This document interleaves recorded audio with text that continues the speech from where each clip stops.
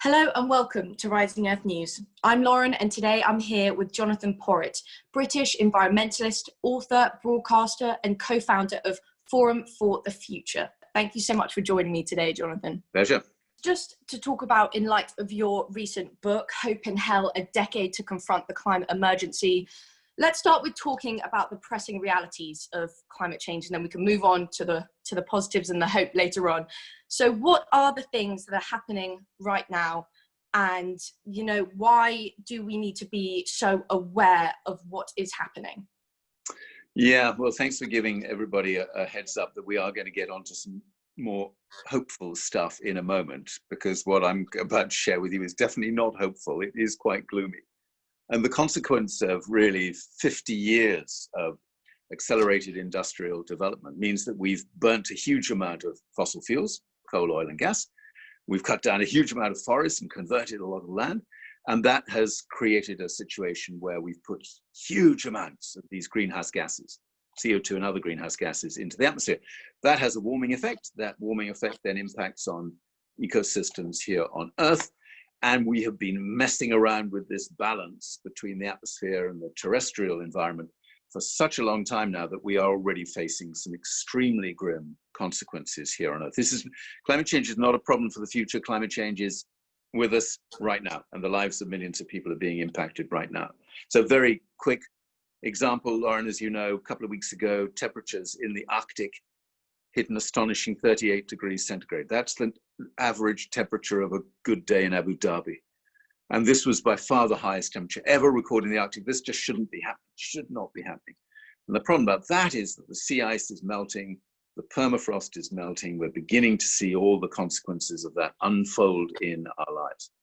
So I'm not going to run you through the entire litany of some of the climate impacts, because that would take for too long, but it kind of runs through the usual gamut of floods and droughts and heat waves and storms and hurricanes and typhoons and melting ice and melting glaciers and rising sea levels. And all of those impacts are already with us now. And as the temperature continues to edge up, all of those impacts will get progressively worse over the rest of this century, which means for young people, their lives will be disrupted by climate change for the whole of the rest of their lives.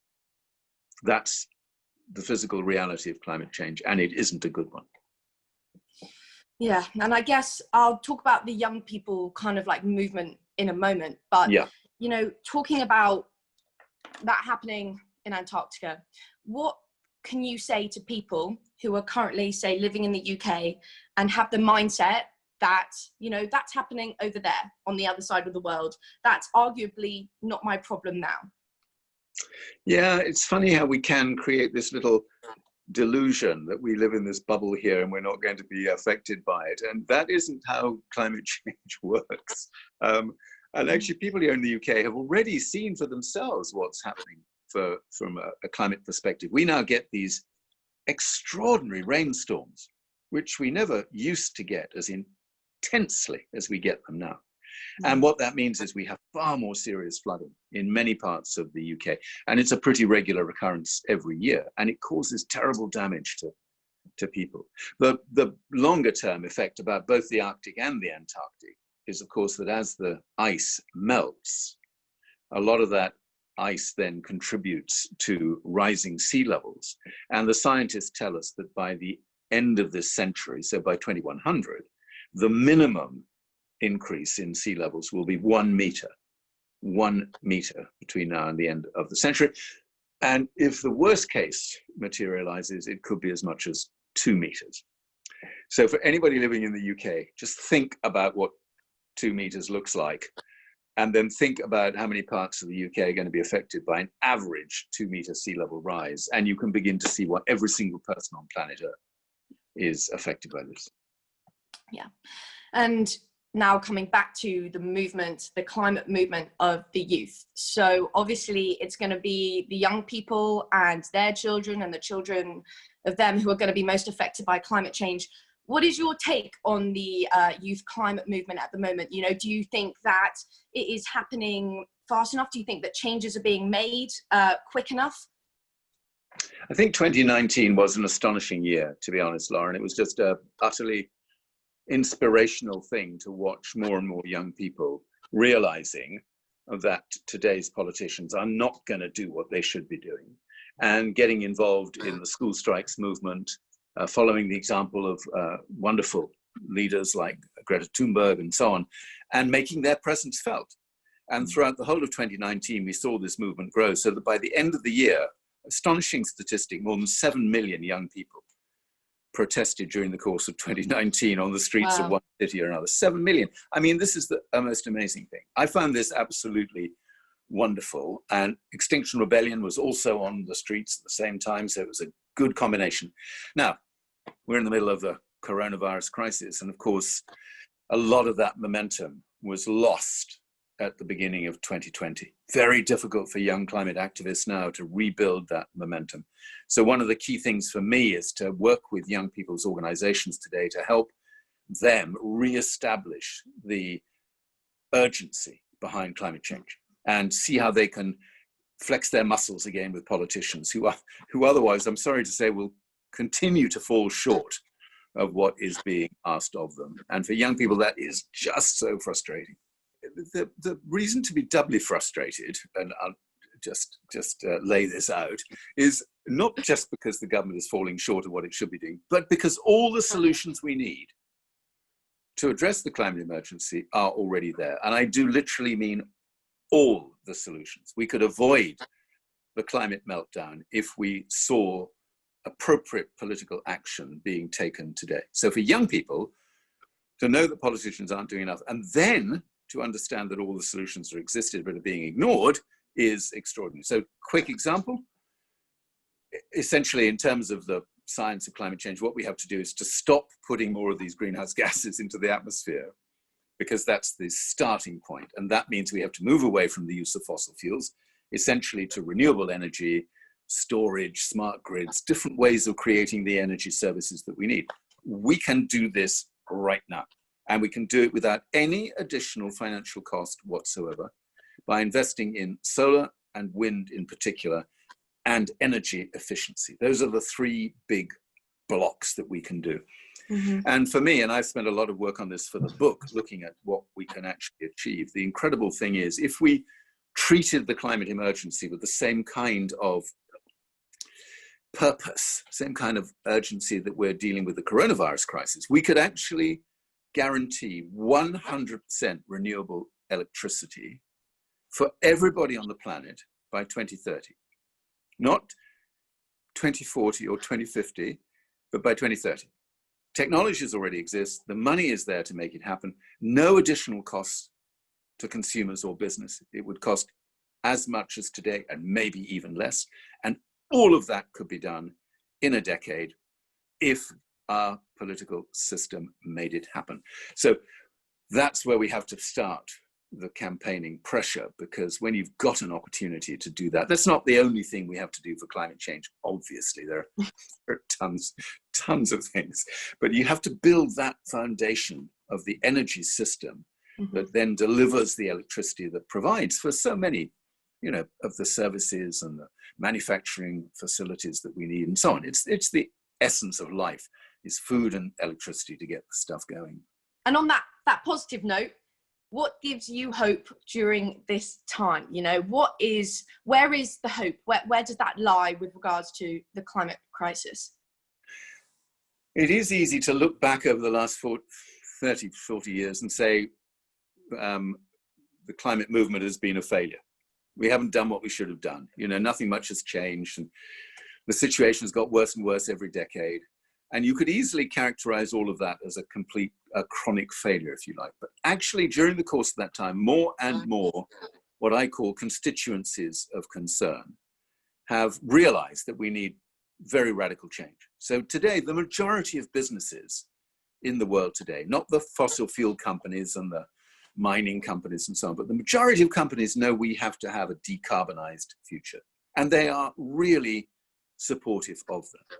More and more investors realize that they need to generate the returns on their assets without dependence on fossil fuels. And that is changing faster and faster. If you look at the world's faith groups and the world's major religions. You've got a more and more outspoken acceptance of the need for radical change. You look at the opinion polls. I could run you through the entire sort of list of people who now want this change to happen. And we've already touched on that includes the vast majority of young people today, anywhere on the planet, the vast majority. So this is a kind of force in waiting. And for me, the really exciting thing is, how can that readiness to change, in fact, enthusiasm for change, how can that be mobilized now over the course of the next couple of years? And this is the moment to do it, because governments will be spending, this is the astonishing reality, they will be spending trillions of dollars to get economies up and running again, to make it possible for people to have some kind of economic security again, as we confront very high levels of unemployment, unfortunately. So very simple choice. If those trillions of dollars go in the right direction to address the climate emergency, to address collapsing ecosystems, damage to the natural world, we have a very real prospect of getting into a much better place by 2030. If those trillions of dollars go in the wrong direction and they simply put their money into propping up fossil fuel intensive businesses, whatever it might be, and they want to get back to business as normal pre-COVID days, then by 2030, we're going to be in a terrible mess. So this is the year to make our voices heard. And I guess, you know, coming out of lockdown as well, that we can view that as a positive thing. You know, like we can come out of lockdown with that passion, with that enthusiasm, you know, with civil disobedience really, and show them that we are aware of this. You know, we are aware that where the government puts their money now is, as you said, the most important time, really. Yeah, and I mean, it's a very directly relevant thing for people in their communities. So if you think about it, the government at the moment is planning to spend £29 billion on building new roads between now and 2025. 29 billion over 5 years. Now, Rishi Sunak didn't touch on that in his speech, but if he said, okay, we're going to take that 29 billion, what we're going to do is we're going to hand this over to city mayors, local authorities, towns, places around the country, so they can invest in better public transport, cycle lanes, proper facilities for pedestrians, car sharing schemes, e-scooters, all the amazing technologies that now exist to make our dependency on the internal combustion engine look like yesterday's irrelevance. And if you think about how young people travel today, Lauren, they're not really thinking, when can I get my first car, as it were? They're much more interested in a more effective, cheaper way of getting them the mobility they need at an affordable price. So I'm excited by that. Couple that up with greening the local environment, making it possible for people to live in greener spaces, do everything that we need to do to ensure that our local environments are cleaner and greener. And we all know that is brilliant for people's health. The evidence about this is staggering. Being in a green, natural environment has huge knock-on benefits for people's health, mental health, physical health, the well-being of the community. It's so bloody obvious. You look and you just say, for God's sake, Mr. Sunak, you've got £29 billion here. You could deal with much more intelligently than just covering this country with yet more roads, which are not going to provide a solution to anything. Sorry, I'm getting a bit angry, but you can see. No, it's brilliant. And I think also investing in rewilding, you know, I think Craig Bennett, who's he's now running the WWF, he wants to rewild a third of the UK. But he even commented on Sunak's statement yesterday and said, you know, he hasn't given us enough money. He hasn't given them enough money to do that. And they obviously have the money. Yeah, no, they have the money. And it seems suddenly that governments all around the world can make the money materialize. The money tree does exist, Lauren, having been spent 10 years being told that there is no money tree at the bottom of the garden. Well, guess what? There is a money tree, and we have to use this moment now to get these investments in that kind of environmental improvement, and rewilding is part of that. Another thing to be hopeful for is that you know, I think now more than ever before, being environmental and being sustainable and, you know, having the environmental kind of consciousness is now becoming more environmentally viable, isn't it? Sorry, more economically viable. Absolutely, and I love that too, because you have to get these two things working together. And that for me is the really critical thing. So you look at the program of improving housing stock in this country. We have some of the worst housing in Europe, by the way. More people living in fuel poverty in the UK than in any other European country. So we need to retrofit our homes to bring them up to a much higher standard of energy efficiency, ventilation, and so on. And yes, that costs money, but what it also does is it massively reduces energy bills for everybody, which is a huge win because it puts all of that money back into the economy as purchasing power. So if you can save £300 a year off your energy bills, you can spend that money more sensibly if you want to, or you can put it into savings, whatever it might be. Health benefits are enormous. So many people end up going to the GP time after time after time because of wretched housing quality, where they're having dreadful health problems, respiratory problems in particular. Huge benefit to the NHS. So you look at these policies and you say, is that an environment policy? Yes, but it's also a policy about social justice. It's a policy about economic value. It's a policy about good employment, because we need to skill up tens of thousands, probably younger people, to do this retrofit scheme. So it isn't just environment, it's environment, social gain, social justice, economic gain as well. And that's the kind of policy joining up that needs to happen. Brilliant.